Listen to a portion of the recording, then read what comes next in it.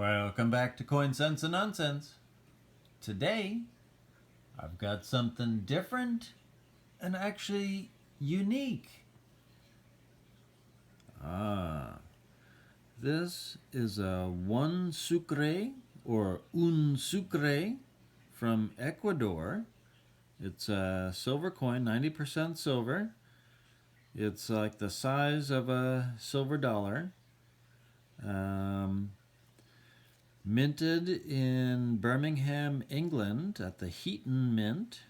And the Heaton Mint was actually like one of the largest private mints at the time.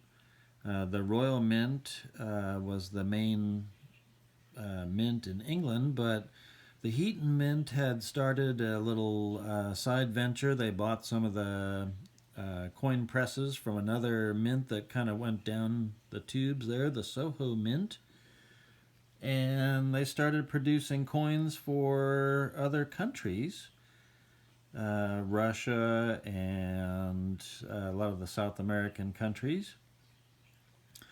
This Un Sucre coin is kind of interesting because it was minted in various locations, not only in Birmingham, England, but also in Santiago, Chile at the time, and later on in Lima, Peru. So it's got a very interesting background. This is really considered the obverse of the coin, even though PCGS mounted it as the reverse, which is, I'm okay with that. When I bought this coin, I got it raw from a local coin shop, and I wasn't sure if it had been cleaned or not. It had kind of suspicious looking color on the other side, on what's really the reverse, and I'll show you that in a moment. But this side actually has a nice luster to it. I did put this in for conservation. It did have some kind of a little bit of a stain right there, and you can kind of see a little residual of it. It probably gave it more character, and in hindsight, maybe I should have not done the conservation. But I was thinking that, if this had been clean, maybe if I'd paid the extra for the conservation, they'd give me the benefit of the doubt. So I love it. It has a ship, so it fits my theme.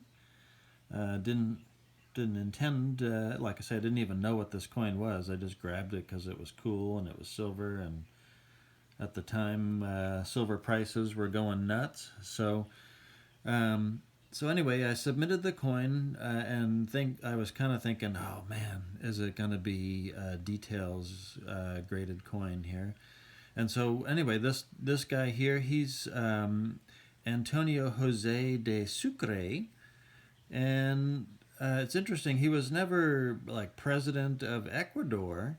He was actually the second president of Bolivia. But he was instrumental in the liberation of parts of South America from Spain. He fought some key battles in the 1820s and was very highly regarded, and obviously became the symbol on the coin and also the name of the currency. So I think up until the year 2000 they used the sucre as their currency, and then there was a huge disaster actually, leading up to 2000. 2000 was the end point. At one point, I think these were worth about, 5 or 6 of these was equivalent to $1 US. And at the end, in the year 2000, they were 25,000 to $1 US. So that's incredible. So now Ecuador uses the US dollar as their currency.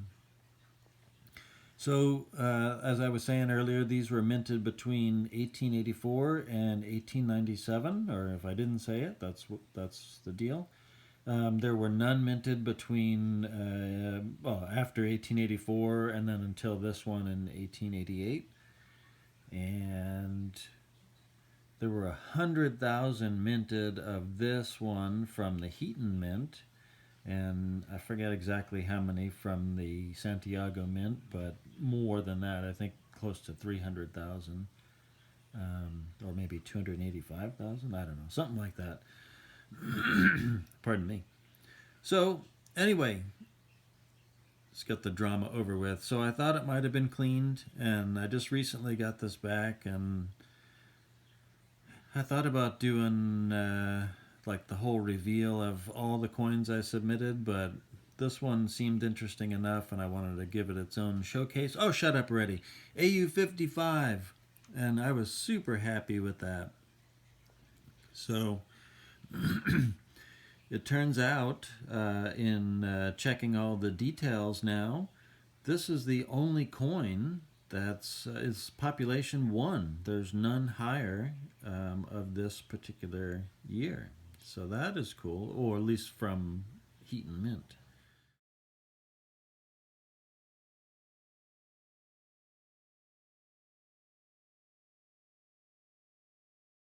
So very cool to have the top pop. And when you look this coin up in PCGS Coin Facts, this one comes up, and I can tell because it's got the marks at the 2 o'clock spot there. So